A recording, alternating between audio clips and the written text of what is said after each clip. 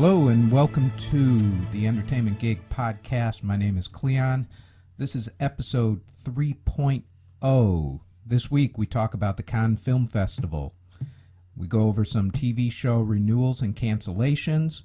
We also do the number ones for the week and also the coming soons for this week to get you set up. And this week's interview is with four-time Emmy Award winner Miss Carol Silverman.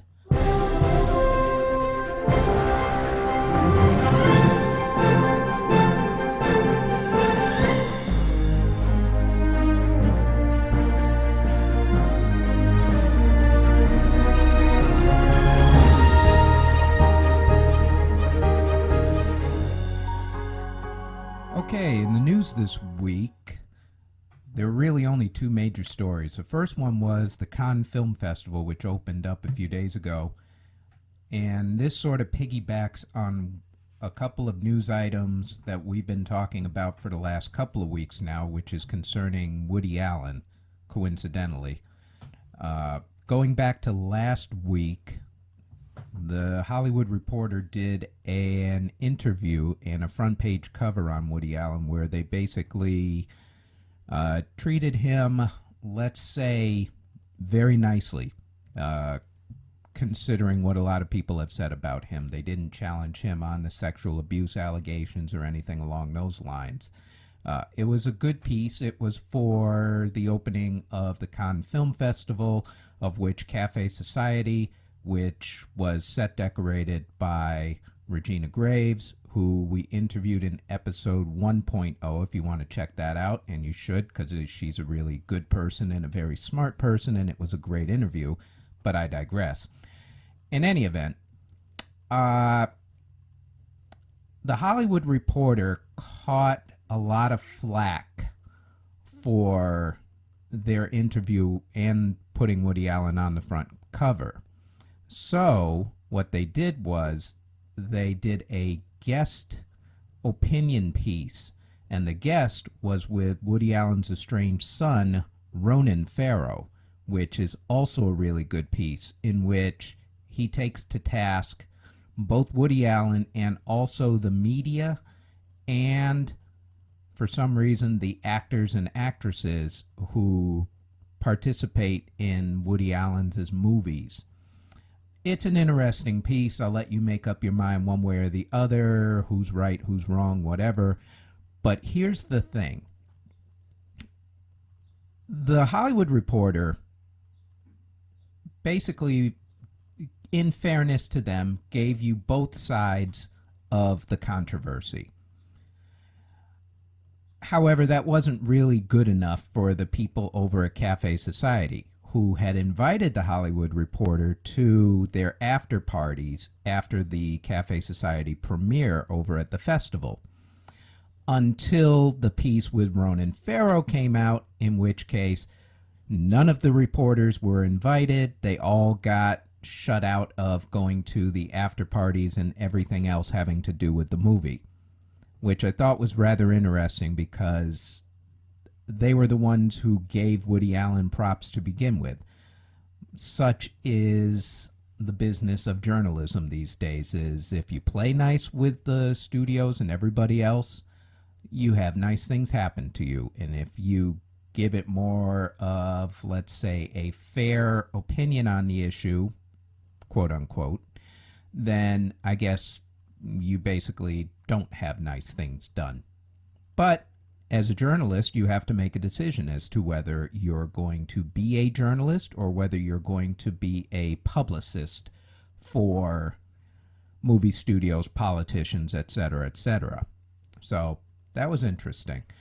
The Cannes Film Festival still goes on as we speak, and there's a lot of news coming out of it. I'll try and put up as much as I can on the Facebook page, which is the Entertainment Gig. And let's move on to broadcast television chopping block and renewals, actually. First, the good news. This week, all the networks announced which shows were going to be around for next week or not. For the New York angle, congratulations are in order to the following: Madam Secretary, Elementary, Blind Spot, Gotham, The Blacklist, Blue Bloods, Limitless, Shades of Blue, and I'm going to say Mysteries of Laura, even though the note next to them is 3-episode pickup. And I'm not quite sure what to make of that. Does it mean it got canceled and they're only doing 3 more episodes just to get it off the block, or whether it's actually been renewed? I'm not quite sure. But congratulations to all those shows. We'll be seeing you around in a couple months when you start back up again. The rest in pieces for this week, surprisingly, no dead celebrities. Shocking that we haven't actually had any major celebrities in any genre die in the past couple of weeks. So after the beginning of this year, it looks like things have calmed down, hopefully. However, there were a bunch of your favorite TV shows that will not be around. So the rest in peace this week goes to Castle, Agent Carter, that's the Marvel superhero thing, The Muppets, which I'm extremely upset about, I might say, The Good Wife, Person of Interest, American Idol, Best Time Ever with Neil Patrick Harris, which was a summer variety series, and ending an era in TV history, the last CSI show, which is CSI Cyber, has been officially canceled. There will be, for the first time in, I'm going to say at least 15 years or so, no CSI of any type. No original mothership CSI, no CSI Miami, no CSI New York, and now no CSI Cyber. So there you go. As far as the number ones for the week, the number one movie was Captain America Civil War, shocker of shockers. It'll probably be number one next week as well. The number one album and single are both owned by Drake. Number one album is Views, and his number one single is One Dance. And as far as the most watched television show for the week, it goes to The Good Wife series finale. As far as what's coming out this week, in movies on the 20th, you have Neighbors 2, Sorority Rising with Seth Rogen and Zac Efron. You also have The Nice Guys with Ryan Gosling and Russell Crowe. And for some reason, and I'm not sure why, The Angry Birds have a movie. There it is. I'm sure the kids will love it. As far as DVDs go this week, you have Dirty Grandpa with Zac Efron, and you also have The Witch, which is a horror movie. As far as TV shows premiering this week, on Netflix on Friday the 20th, you have Lady Dynamite. On Saturday the 21st on HBO, you have All the Way, and the heavily hyped AMC show Preacher, based on the graphic novels, comes out on Sunday the 22nd.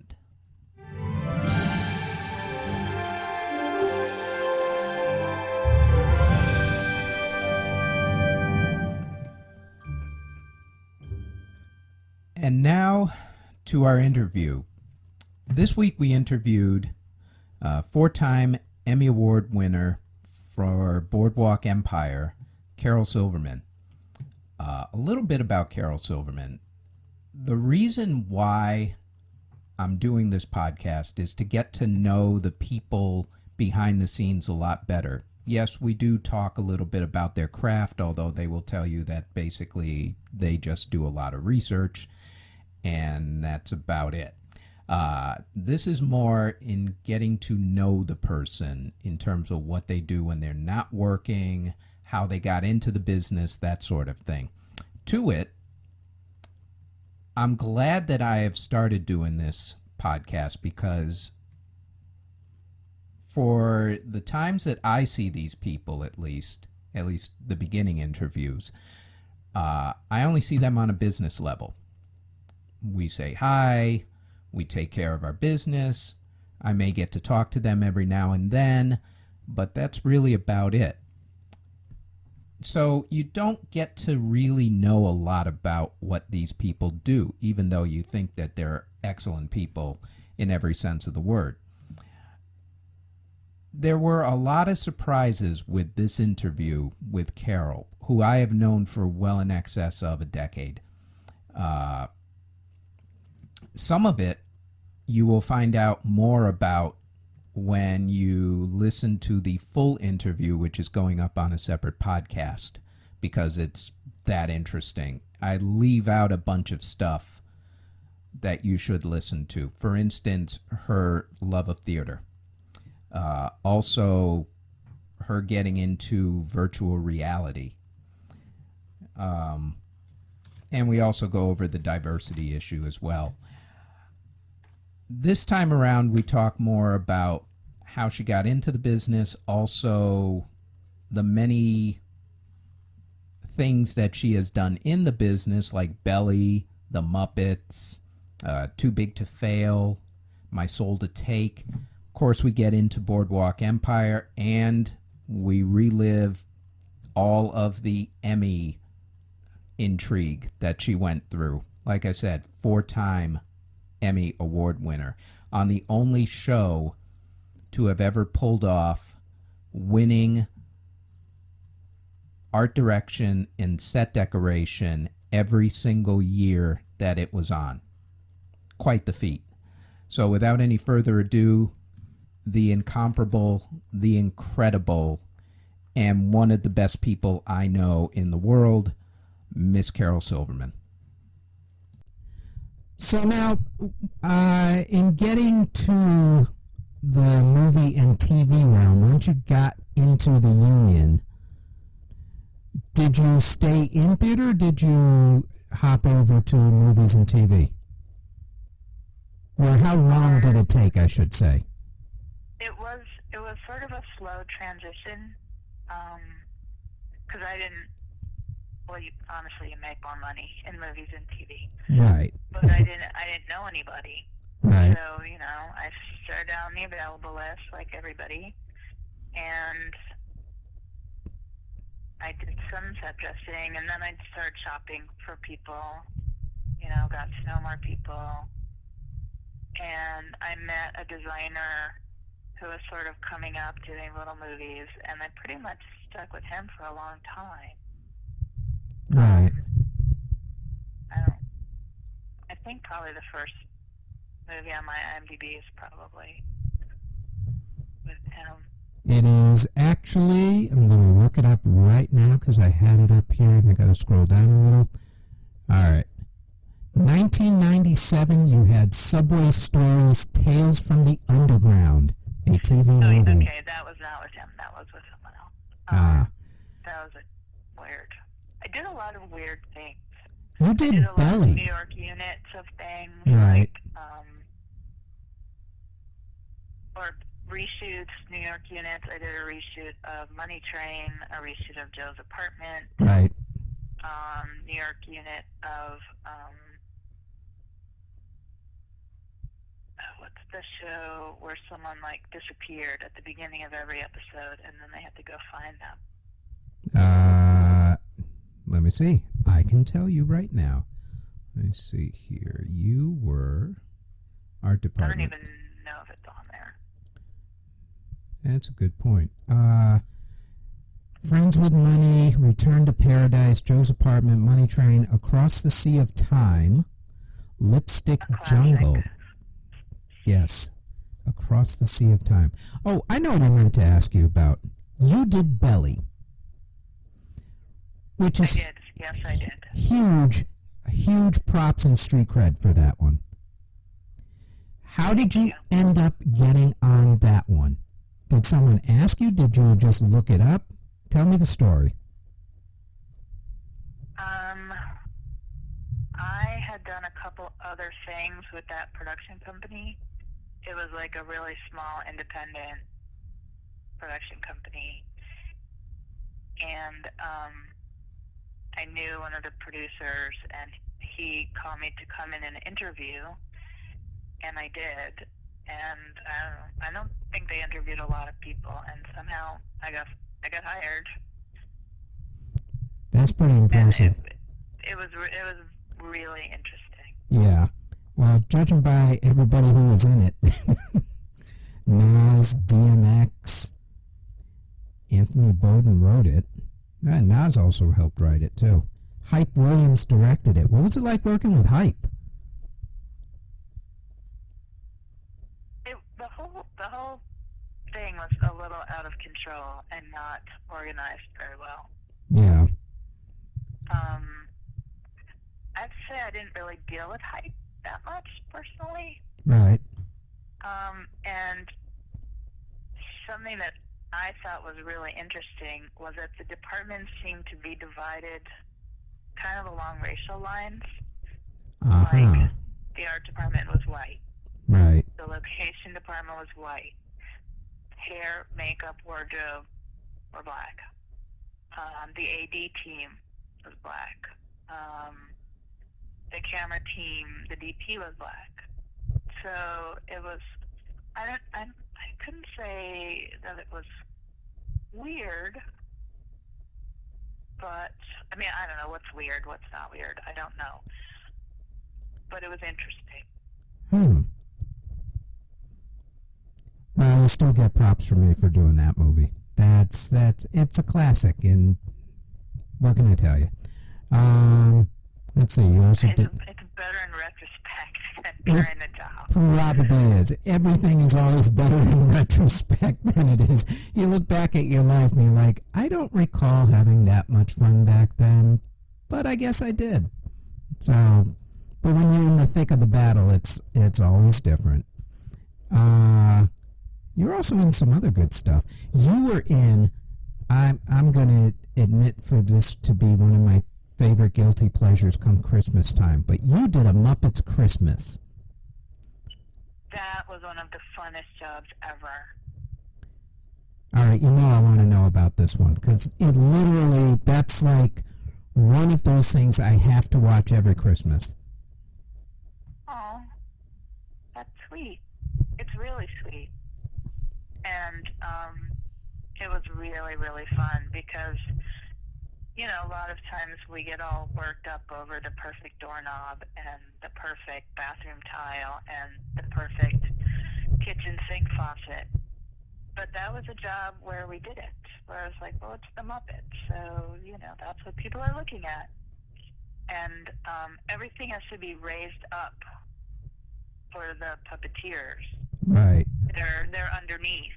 So it's like the whole set is raised up, and then there's paths through it for the puppeteers to move the Muppet, or the Muppeteers to move the Muppets around. And it was, when they were ready to shoot, they would say, Puppets up! And everyone put their arm up, with their puppet. And they would all have, they all had their headsets on, and they all had their arm up, and they were looking down at the monitor so they could see really what their puppets were doing and what they're, where they were, so they weren't, blocking each other or whatever. And I thought that was the coolest thing. Did you actually talk to the Muppets? Sometimes, instead of the person holding Instead of the person, yeah, you talk to the Muppet like you're 5 years old again? I met Kermit. When, I have a picture with Kermit. With Kermit? Wow. Yeah. All right. I'm jealous. You should be. He was awesome. I'll bet. But he wasn't Jim Henson at that point, right? No, because that was 08. No, he was yeah, gone. and Jim Henson was passed in 90, I want to say 92, 93, something like that. Same day as Sammy Davis Jr. Very strange. But a lot of the people were the original people that worked with him. Yeah, he managed to keep that crew, or his son managed to keep that crew together right up until I guess they got bought by the behemoth known as Disney. So, yeah, Disney. Well, anyway, yeah, I've got issues with these multi-conglomerates that are going on right now. They pay the bills. Anyway, Which leads me to, actually, one other before it leads me to the big one. My Soul to Take, another one of my favorites, only because of the man who actually did the movie, Wes Craven. Tell me about that experience, because I'm betting, was he hands-on, or did he let you guys just kind of do your thing? He seems like more of a hands-on type of guy. Well, he was pretty specific about what he wanted and what he wanted things to look like. It was a pretty pleasant experience. He and his wife he was really nice. His wife was very nice. I mean, other than what we were doing, it didn't especially seem like a horror movie. I have a really good picture of Wes standing next to a sign. There was a scene where, if you've seen the movie, there's a lot of blood. Mm-hmm. And the prop people had put a sign on the outside of the set that said, "Don't step on blood." And I have a sign of Wes kind of smirking next to the sign. I'm going to have to see that photo someday. Yeah, I'll send it to you. That'd be I have to cool. look for it, but I was very proud of that. Yeah, I would love to see that photo. That's hilarious. And then you also did Too Big to Fail, which is another really good HBO movie. William Hurt, and who else was in that? Cynthia Dixon, or is it Cynthia Nixon? I can never remember. Nixon. Yeah. I just thought that one was really well done, too. Was nominated for a couple Emmy Awards, as I recall. William Hurt, I think, especially got one. Or at least a nomination. I forget if he won or not. But, I think didn't he get nominated for Newsroom, or was it for Too Big to Fail? I think it was for Too Big to Fail. In fact, I'm pretty sure it was, because he played, who was the ex-secretary of the Treasury during the whole financial crisis? Shoot, I can't remember his name now. But he basically him and his team basically guided everybody out of the financial crisis, which, regardless of what you think about the banks, the guy did a good job in at least saving the country from further doom. I'll give him credit for that. So I didn't really understand what happened till I did that movie. Yeah, that's the thing. I don't think anybody really understood exactly what went down until that movie, and maybe what was the other movie? The one that won the Academy Award for Best Documentary that year. Shoot. Yeah. The one that Matt Damon narrated. I can't remember it. I'm going to have to look it up later. Yeah, I know what you're talking about. Yeah, I think the name of it. I think once those two movies came out, everybody finally went, "Oh, now I get what happened." I did. Yeah, exactly. Which brings us to the big enchilada, Boardwalk Empire.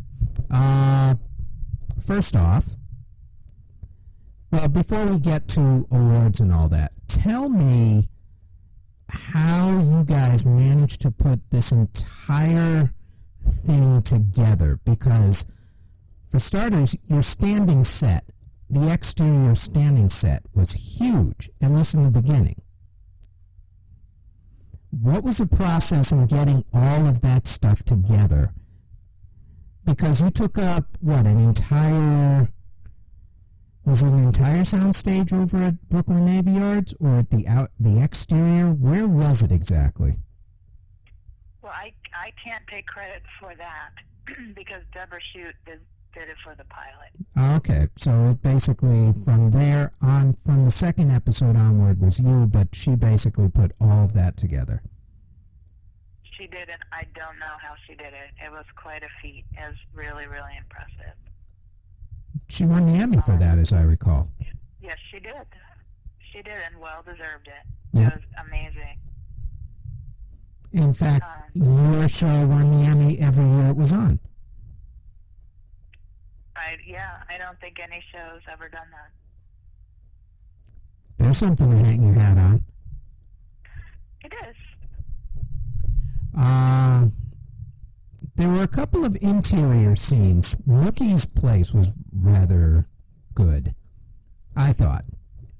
What went through, or what was the process in terms of actually getting that to be so period specific? Where did you track half the stuff down? You mean Nucky Sweet at the Ritz? Yeah. We had season 1. Right, yeah. Again, most of that was Deborah. Well, I know you didn't coast through with Deborah the entire season. She only did the pilot. So where did you... No, it's true. It's true, but I would have to say that the sets they did for the pilot were the baseline for season 1. Right. What did I do? I mean, we had lots of little sets. Right. I know that Bob did a lot of research. Bob Shaw, the production designer. Mm-hmm. And before they started, they just did tons and tons of research on the period, on interiors, on all kinds of things. What the real Boardwalk looked like at the time, what the real Ritz looked like. And then, what Mr. Scorsese wanted, how he wanted to shoot, what he wanted stuff to look like. But yeah, I really liked the Ritz. I thought the Ritz was really beautiful. Yes, it was. Absolutely gorgeous. But then, I think it was season 3, because we actually got rid of that set. I think it was season 2 when he got married to Margaret and he moved to a different house. Right. And, I did that one. And that was a real house. Oh, okay. So that was cool. We did a ton of work in that house. Was a lot of it fabricated, or did you have to go and hunt down, like, via eBay or wherever? Where we got stuff? Yeah. We went all over. We went to Brimfield Antique Market. We went to Adamstown, Pennsylvania, where they have a whole street full of antiques. We bought a lot of stuff there. eBay, antique stores, places that do reproduction furniture. There's a lot of antique stores kind of just outside the city that are less expensive. Right. And that have more stuff. There's not much left in Manhattan anymore of antiques. And I rented a lot of things from the prop houses. I rented a lot of things from Newell's, which is one of the big prop houses here. Yep. I couldn't have done it without them. Rented a lot of stuff from them. I'm still waiting for you to show us some love, but that's okay. I did. I'm teasing. From you. I know. I'm just teasing. We had our standing order. I'd call you up and say, "Send me my crates and my coils of rope and my chain." Yeah, exactly. Like, Yeah, hi, so Carol. what are you Oh, complaining about? yeah, I know what you're here for. Never mind, I got you covered. I'm just teasing. So now, let us come to the March of the Emmys, because this fascinates me. First off, do you remember your first one? Of course. All right, take me through that night as opposed to the fourth one. Well, it was really exciting to be nominated. Like, at that point, I didn't really think about it. And then we got nominated and it was like, oh my God. And we went out there, we got to fly business class. That was really fun. And we got to stay at the Four Seasons, and that was really cool. And I had these, hair and makeup people come and do my hair and makeup. And then we took limos to the theater. We all felt very important. And then hey, live the life, you might we as get out well. of the limos, right? Right. And it was totally different. I mean, over the 4 years, it really changed. So we get out of our limos, and there's, kind of a red carpet. But it's like nobody around. And there's like a little kind of a shelter, like a little protection from the sun for a very small group of press or media or whatever they were with cameras. And they would look at who was getting out of each limo. They look at you and be like, nobody, and go back to texting on their phones. But the presenters are actors and stuff, right? So when they got out of their limo, like, it's whoever, take the pictures. Were they still D-list actors at that point? Because I know that, well, this past year especially, the level of acting went up big time, or at least the people who would show up for the Creative Emmys. Oh, definitely. I think it was Mike from Mike and Molly and the producer of Mike and Molly that handed us our first Emmy. Wow. I believe. But like, you don't really remember what the heck it is. Like, so got the hair and makeup, went over there. We're all really nervous, and we're trying to decide if where we're sitting in the auditorium is good or bad. Like, we're sitting pretty far back, right, but on the edge of a row. Ah. Is this good? Is this bad? Like, does this mean we won? Even though it's like, had nothing to do with anything. Well, you got to figure that if you didn't win, they're not going to throw you in the middle. Because you got to climb over a bunch. We were in the middle. You were in the middle? Yeah, really? and I had to climb over all these people. Wow, that's rough. But the first year, so they announce our names. And also the first couple of years, they give you 45 seconds from the instant they say your name to you have to be done. So you have to get down to the stage, say whatever you're going to say, and get off in 45 seconds. Wow. And if you were way in the back... They're like, don't hug anybody, just get moving. So if you're way in the back, you're basically doing a sprint to get to the stage so that you can thank everybody and get out. Yeah. And, I was wearing these shoes, and I'm not really good at walking in the shoes. Well, we all screamed, right? And then we're, like, dashing to the stage. And I'm just, and I have a long dress and shoes, and I'm just, like, basically trying to make to the stage and not fall. And Bill, the production designer, he ran really fast, and he was up there. It took a while for me and the art director to get up there. and then I was like, oh, arms. I have arms. What do arms do? I don't know what to do with my arms. Arms are weird. So I'm like, somebody showed me pictures, and I'm like doing the weirdest thing with my arms. I'm like, where do I look? I'm looking at the ceiling. I'm looking at the floor. I didn't know what to do. So I look like a big dork. And, then they, Bill says what he's going to say, and we go off. And then, they like talk to you or whatever, take a picture, hand you your statue, and then you go back out and watch the rest of the show. And then they have like a prom after. It's like a really fancy prom. It's nice. It's really nice. It's really cool. Now, fast forward to last year. Well, first off, there was a tie, because Regina and I had a conversation about that, where you guys were mentioned first, but... Actually, we tied the first year with Game of Thrones. Did you tie the first year? The categories. Oh, right, that's right. So we tied that year, but, Boardwalk Empire starts with a B, so we got called first that time, and then Game of Thrones.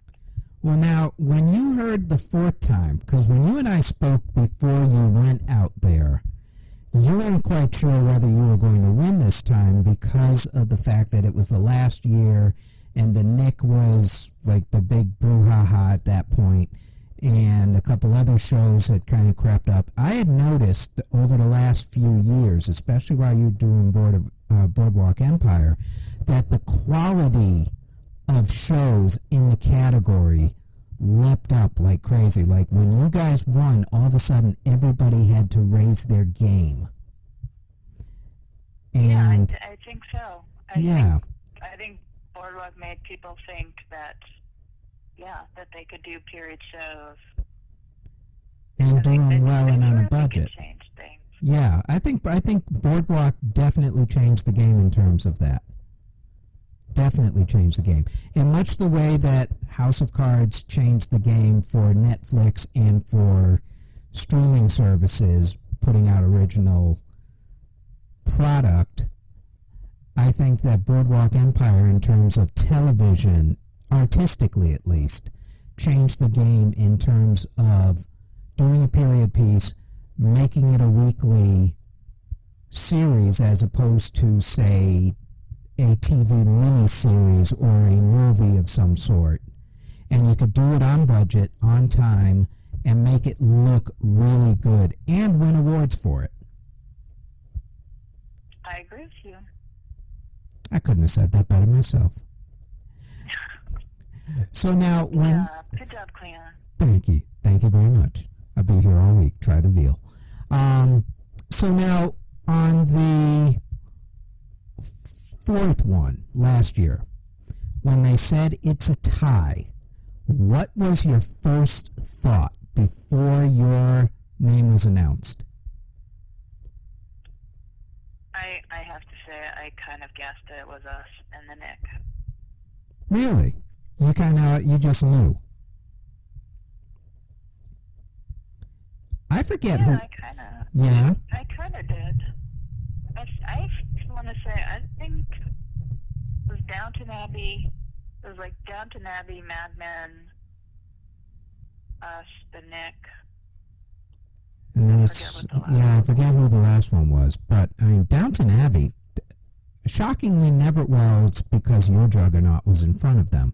But they never won. I think they're eligible this year. Yeah, because they just finished up earlier this year. So I think they're still eligible for this coming year.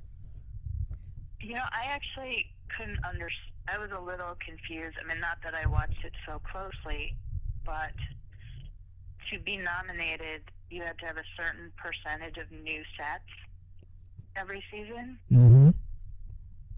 And I'm not sure how they have it, because it was mostly, the one mansion. Yeah, that's true. People think of that show as kind of a rent-a-mansion. I'm nothing again. The show is gorgeous, and yes, the servants' quarters are set, and they certainly build beautiful sets, and the show looks beautiful. But a lot of it is the mansion, and that's right.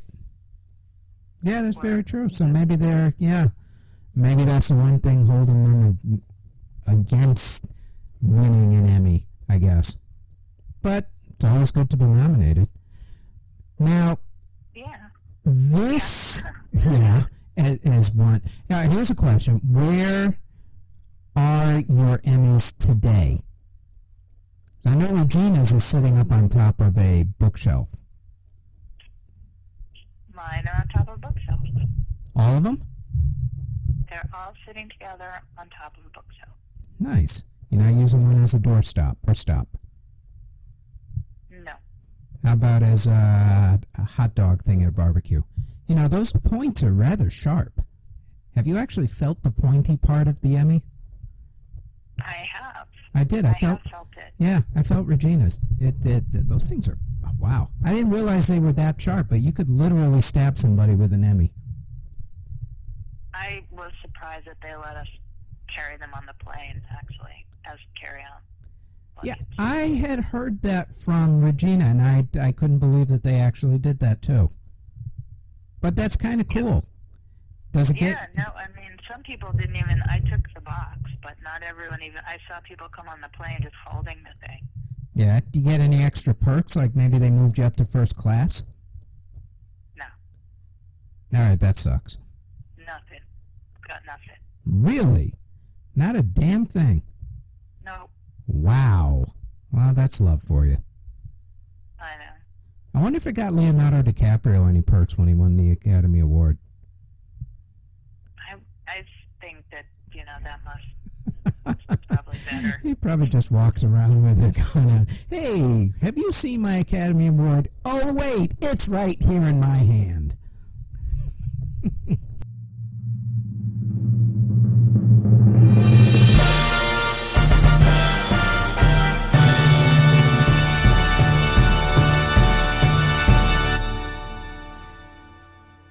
If you want to hear more from Carol Silverman, where we go into every single thing, including diversity, virtual reality, and, of course, the 10 questions or so, I'm going to put that up as its own separate podcast.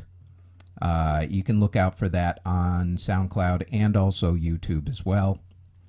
Now, in terms of my brain freeze moments for the week, Becca Molino is the set decorator, or was the set decorator on Leverage.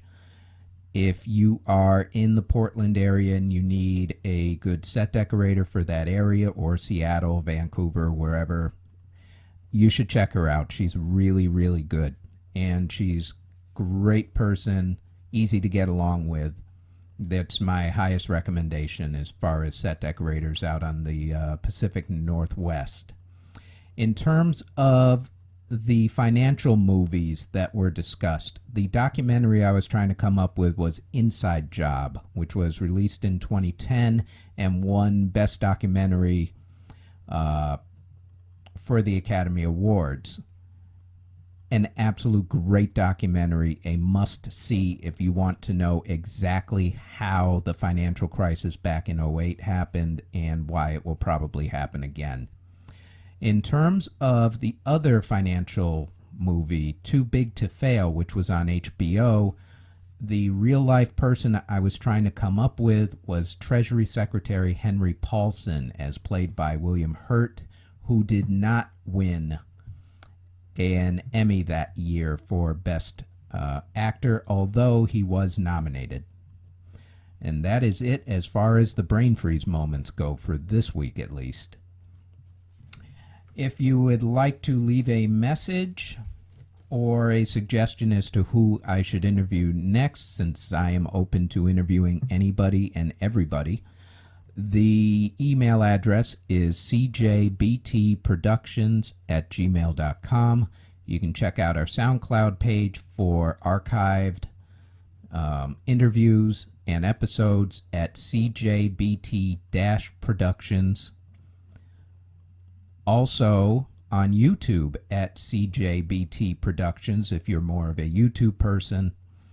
Our Facebook page is The Entertainment Gig, and our website is theentertainmentgig.com. And that is it for this week's show. Like I said, the full interview of Carol Silverman will be put up on a separate podcast. You should definitely check that out. And we will talk to you next week. Take care.